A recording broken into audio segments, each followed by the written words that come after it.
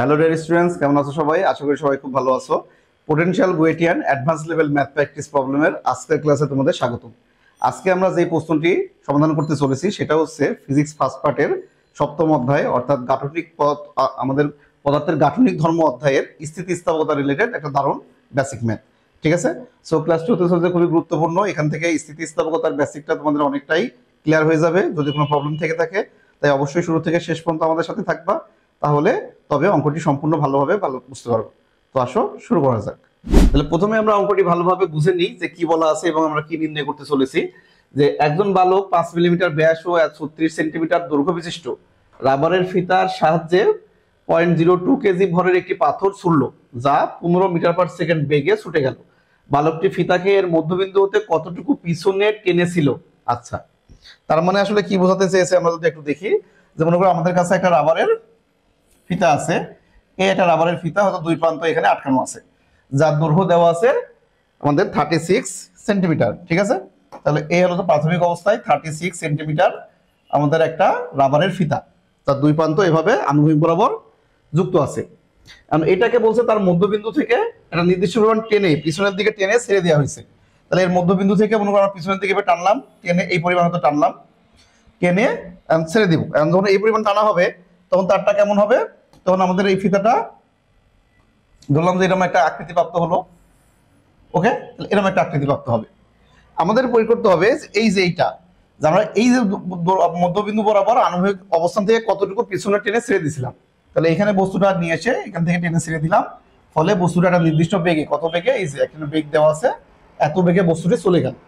তাহলে এই ডাটা ব্যবহার করে আমাদের এই কতটুকু তার আনুভূমিক অবস্থান থেকে কি পরিমাণ পিছনে টেনে ছাড়া হয়েছিল সেই দূরত্বটা বের করতে হবে। ওকে, তাহলে আশা করি প্রশ্নটা বুঝতে পারছো। তাহলে এখন আমরা দেখি শুরু করি যে কিভাবে আমরা সমাধান করতে পারি। তাহলে প্রথমে আমরা দেখো যে কোনো একটা স্থিতিস্থাপক, যদি রাবারের ফিতা একটা স্থিতিস্থাপক বস্তু, তাকে তার স্বাভাবিক অবস্থা থেকে যদি টেনে প্রসারিত করা হয় তখন কি হয়? তার ভিতরে একটা নির্দিষ্ট পরিমাণ শক্তি জমা হয়, যাকে আমরা স্থিতিস্থাপক বিভব শক্তি বলতে পারি। তাহলে রাবারের তারটা প্রাথমিক অবস্থায় ছিল আরোহমিক সরল সোজা ছিল, ওটাকে মাঝখান থেকে টেনে প্রসারিত করলাম, তাই তার একটা দৈর্ঘ্য প্রসারণ হলো। তাহলে এই দৈর্ঘ্য প্রসারণের জন্য তার ভিতরে কি হবে? একটা নির্দিষ্ট পরিমাণ শক্তি জমা হবে, যাকে আমরা বলছি স্থিতিস্থাপক সঞ্চিত শক্তি। এখন ওইটার কারণেই পরবর্তীতে কি হবে? ওইটা যখন আমরা বস্তুকে ছেড়ে দিব তখন ওই শক্তিটাই বস্তুর গতিশক্তিতে কনভার্ট হবে। ফলে বস্তুর গতিশক্তি আর এই রাবারের ফিতার মধ্যে সঞ্চিত স্থিতিশক্তি সমান। এখান থেকে আমরা কি করতে পারি? যে এই রাবারের ফিতার মোট প্রসারণটা আমরা আগে নির্ণয় করব। তাহলে আসি যে আমাদের স্থিতিস্থাপক সঞ্চিত শক্তি কত হয়। সঞ্চিত বিভব শক্তি যদি আমরা বলি তাহলে আমরা সূত্র জানি ওয়াই এ, তারের প্রসারণ যদি এল হয় তাহলে এল স্কোয়ার বাই 2l। যেহেতু আমাদের এখানে এফ এর কথা বলা নাই, আমাদের কি আছে? সরাসরি ওয়াই দেওয়া আছে, তাহলে এই অঙ্কনাঙ্ক দিয়ে করলে ওয়াই এল স্কোয়ার বাই 12। এটা সমান সমান গতিশক্তি যে বেগ প্রাপ্ত হয়েছে হাফ এম ভি স্কোয়ার। তাহলে এখান থেকে আমরা তারের যে প্রসারণ এল এর মানটা বের করতে পারি।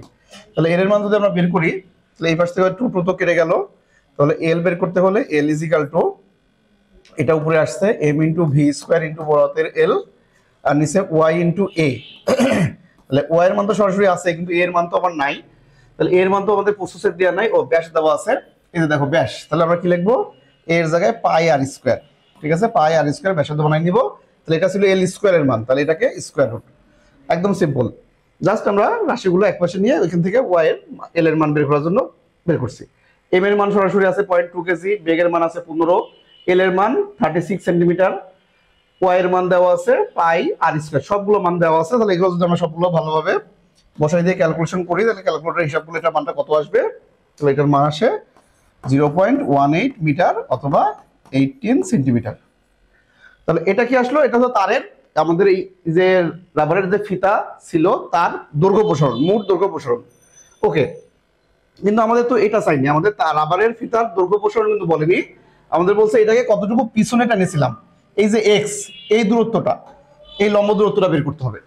তাহলে এখন আমরা এই লম্ব দূরত্ব বের করতে চাই, তাহলে দেখো এই ত্রিভুজে যদি আমরা একটু খেয়াল করি তাহলে এখানে আমাদের এই বাহুটা যেহেতু মধ্যবিন্দু বরাবর টানা হয়েছে, মধ্যবিন্দু বরাবর যখন টানছি তাহলে অবশ্যই এই বাহু আর এই বাহু সমান। তাহলে এটা ছিল টোটাল ছিল 36, তাহলে এটা কত হবে? 18।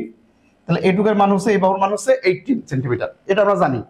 তাহলে এক্স নির্ণয় করতে হলে এই বাহুটা লাগবে। এই বাহুটা মানে কি ছিল? যে এই বাহু প্লাস এই বাহু মানে কি? প্রসারণের পরে সেই রাবারের ফিতাটির মোট দৈর্ঘ্য।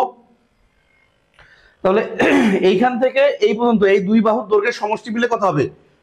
আগে ছিল 36, পরে যে প্রসারিত হলো, এই অবস্থার মোট দৈর্ঘ্যটা হবে এটা। তাহলে আমার মোট দৈর্ঘ্য কত আসে? তাহলে প্রসারণের পরে মোট দৈর্ঘ্য, প্রসারণের পর মোট দৈর্ঘ্য কত আসছে নির্ণয় করি। আগে ছিল 36 না? হ্যাঁ 36, তাহলে 36 আর এই 36 প্লাস 18, তাহলে আসে কত? 54 না? হ্যাঁ 54 সেন্টিমিটার। তার মানে এই টোটালটা 54 সেন্টিমিটার। তাহলে টোটালটা যদি 54 সেন্টিমিটার হয় তাহলে শুধু এই বাহুটা কত হবে? তার অর্ধেক, আমরা 27। তাহলে এই বাহুটা আমরা পেয়ে গেছি 27। তাহলে এটা যদি 18 হয়, এটা 27 হয়, তাহলে আমরা x কি পিথাগোরাস দিয়ে খুব ইজিলি বের করতে পারবো।